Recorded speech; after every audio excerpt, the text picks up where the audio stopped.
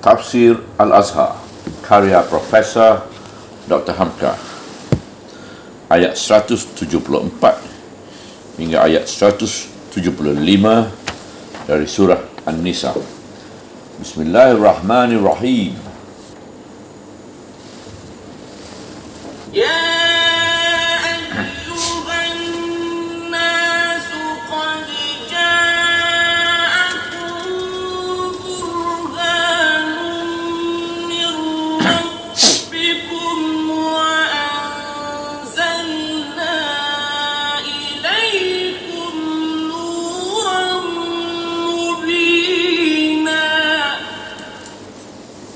Ayat 174. Wahai sekalian manusia, sesungguhnya telah datang kepada kamu keterangan dari Tuhan kamu, dan telah kami turunkan kepada kamu cahaya yang nyata.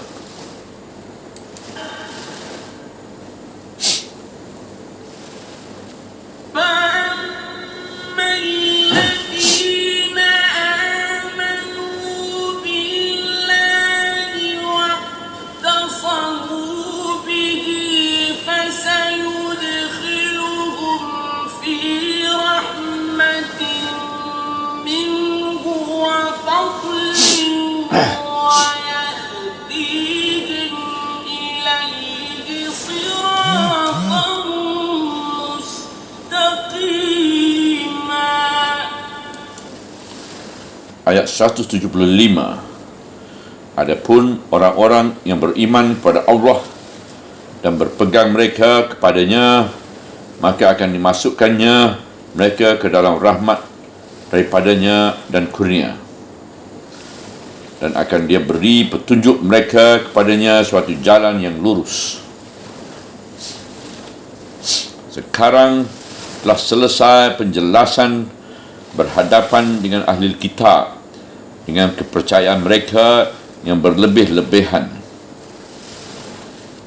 Yahudi dengan tuduhan yang rendah kepada Maryam dan menolak kerasulan Isa dan Muhammad, Nasrani dengan kepercayaan mereka bahawa Tuhan bertiga, Sang Bapa, Sang Putera dan Roh Kudus, yang dalam surah Al-Ma'idah kelak akan diberikan keterangan lebih luas lagi, insya-Allah. Dalam agama tidak ada paksaan, tetapi Islam memberikan kebebasan fikiran. Yahudi dan Nasrani telah diajak kembali kepada fikiran yang wajar. Mereka tetap dihormati dan dihargai. Kesempatan buat berfikir masih tetap selalu terbuka. Sebab itu mereka disebutkan ahli kitab. Orang musyrikin pun telah dibukakan kesalahan berfikir mereka kerana menyembah berhala. Orang munafik pun telah dikupas rahsia penyakit batin mereka. Dan semuanya itu adalah manusia belaka, hamba Tuhan belaka, dan berasal dari satu keturunan. Maka sekarang disuruhlah manusia itu, wahai sekalian manusia, pakar ayat 174, tidak memandang kabilah atau keturunan, dan tidak bangsa ataupun warna kulit, sebab perasaan batin mereka adalah sama. Sesungguhnya telah datang kepada kamu keterangan dari Tuhan kamu, Allah yang pengasih dan penyayang, dengan kurnia dan inayatnya, guna mendidik dan membersihkan jiwa kamu, telah mendatangkan dari sisinya untuk burhan, iaitu keterangan yang besar, yang jelas dan nyata, membawa hakikat iman yang besar pada Allah, supaya hidupmu selamat, beragama dan berbudi, sentosa dunia dan akhirat. Burhan atau keterangan itu datang dengan cukup penjelasan dan keterangan dengan dalil dan alasan. Burhan atau keterangan itu ialah seorang manusia bernama Muhammad SAW, seorang nabi yang ditimbulkan dari kalangan Arab, tetapi untuk manusia di dunia seluruhnya. Bukti-bukti yang didapati dari penyelidikan atas perjalanan hidupnya menunjukkan bahawa dialah burhan itu, yang sejak lahirnya ke dunia, hidupnya bukan dia yang sejak lahir di dunia bukan dia bersekolah, tidak dia pandai menulis dan membaca, anak yatim lagi piatu, bukan ahli syair dan bukan ahli sejarah. Dikenal di waktu mudanya hanya kerana kejujurannya belaka. Seorang saudagar kecil sebagai kebanyakan orang-orang Quraisy di Mekah pada masa itu. Seorang suami dari isteri yang setia dengan beberapa orang anak yang masih kecil-kecil.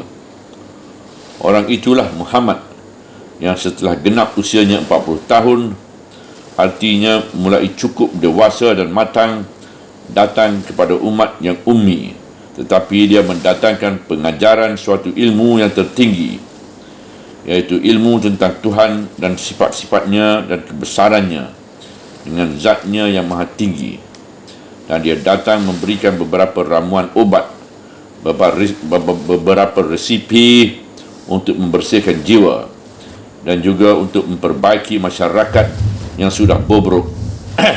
Dia seru pula ahli kitab supaya pulang kembali ke pangkuan kepengkalan asli ajaran agama mereka. Dia bukan seorang filosof. Dia mengangkat martabat iman kepada pertalian peribadi dengan alam. Hendak mengenal Tuhan, kenallah apa yang telah dia jadikan. Dia adalah burhan, artinya keterangan atau penerangan. Sebagai pernah ditanya orang kepada isteri beliau sendiri, Siti Aisyah menjawab, akhlaknya ialah Al-Quran. Pribadinya sendiri adalah burhan, keterangan yang dapat dijadi contoh teladan. Sunnah yang beliau gariskan dengan perkataan ahwal, perbuatannya ataupun afal, dan pekerjaan orang lain yang tidak ditegurnya, iaitu tahrir. Semuanya itu penafsiran daripada Al-Quran sebagai wahyu Tuhan.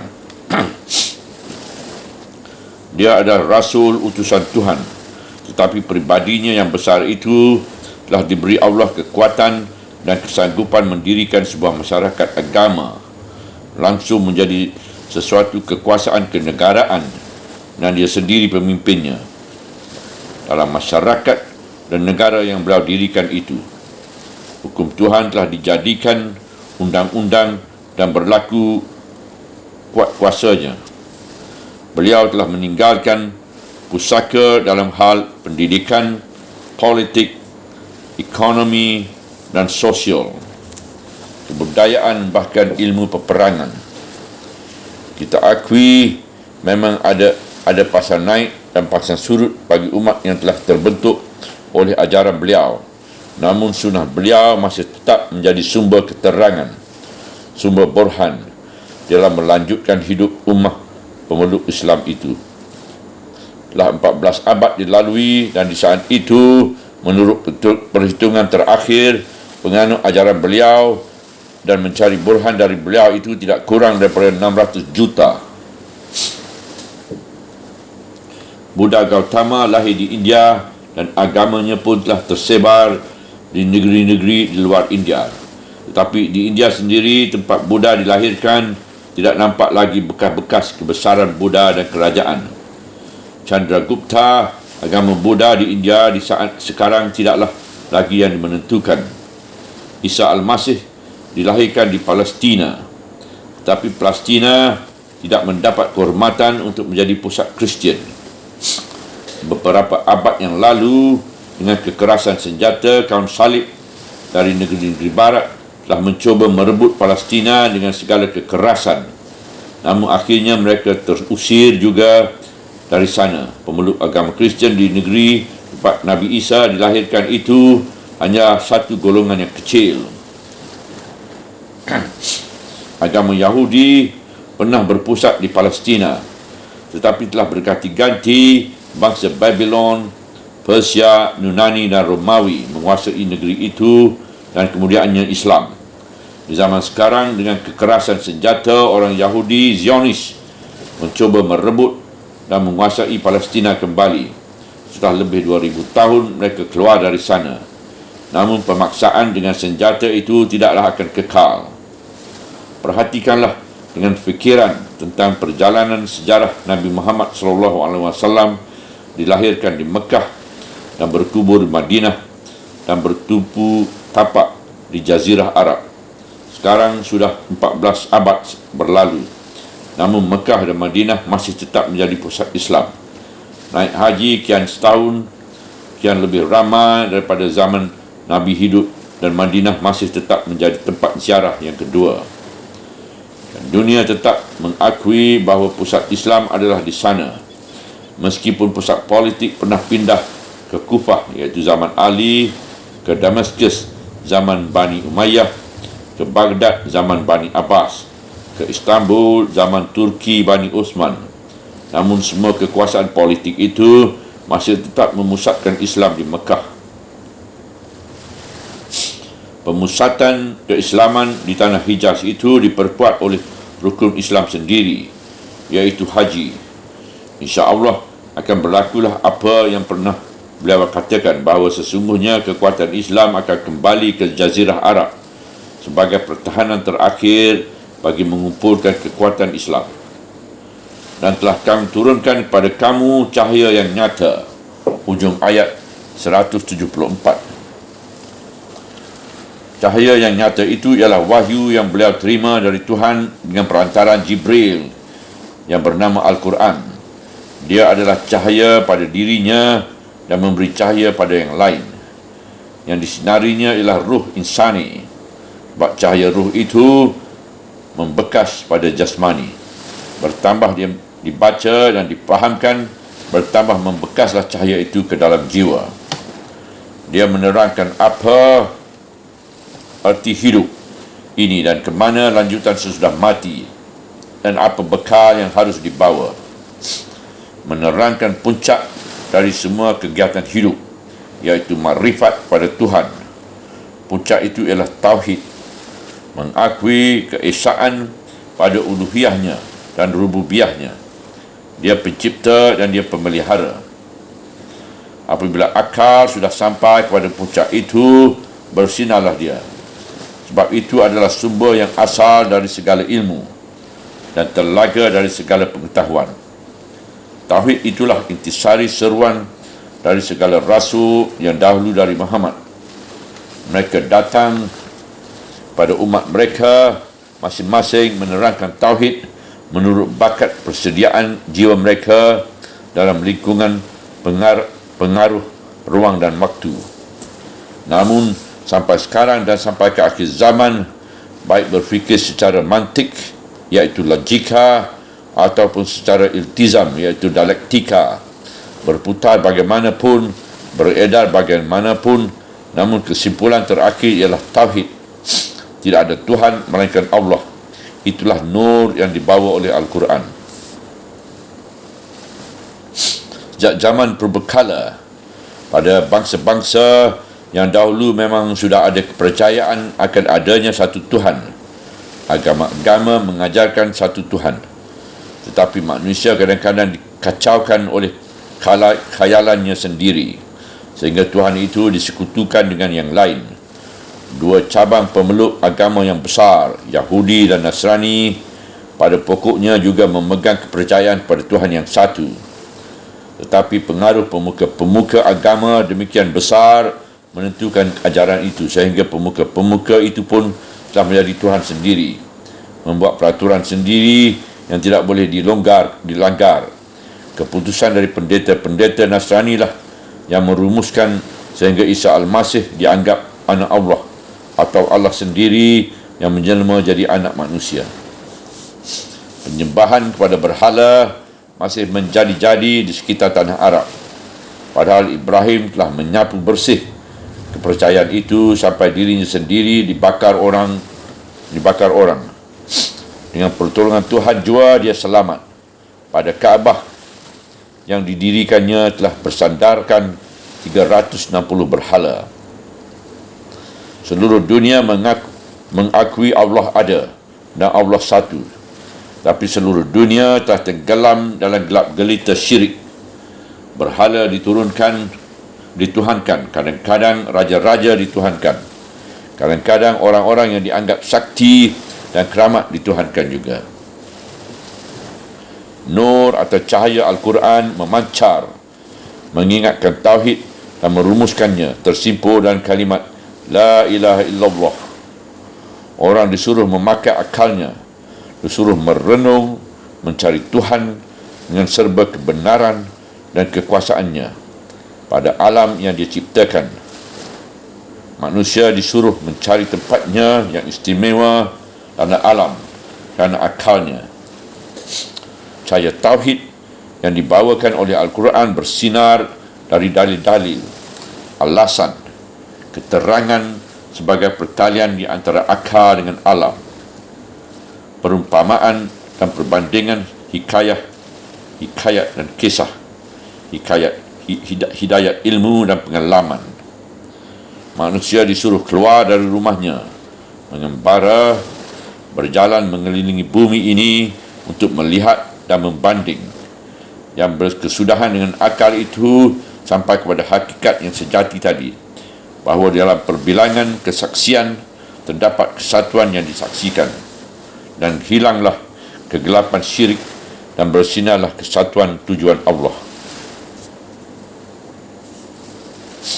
Bertambah dikaji Al-Quran, bertambah nyata sinar itu, menjadi kecil hasil penyelidikan ahli filsafat dari segi fikiran. Bertambah tidak berarti susunan syair ahli syair dari segi bahasa. Bertambah basi undang-undang ciptaan manusia di hadapan pokok hukum dari sumbernya yang asli, dari Allah, dan yang menerimanya dari Tuhan dan menyampaikan kepada kita bukanlah dia seorang filosof, bukan ahli hukum, dan bukan seorang sastrawan ahli syair, tetapi seorang nabi yang ummi, tidak tahu menulis dan tidak pandai membaca, Muhammad sallallahu alaihi wasallam. Adapun orang-orang yang beriman kepada Allah dan berpegang mereka kepadanya, pangkal ayat 175, beriman kepada Allah yang mengutus Rasul yang menjadi burhan itu, tiada mempersekutu yang lain dengan dia, dan berpegang teguh pula kepada Al-Quran sebagai cahayanya untuk menyinari jiwa, difahamkan dan diamalkan, dipegang dan dijalankan. Siang menjadi tongkat kehidupan dan malam menjadi kalang hulu. Maka akan dimasuknya mereka ke dalam rahmat daripadanya. Rahmat ialah kebahagiaan hidup di hari depan, di akhirat, sebagai tujuan daripada hidup yang sekarang, dan kurnia, iaitu tambahan sesudah ganjaran yang harus diterima sebagai keadilan dari Tuhan sebagai telah tersebut di atas tadi. Dan akan dia beri petunjuk mereka kepadanya suatu jalan yang lurus. Hujung ayat 175.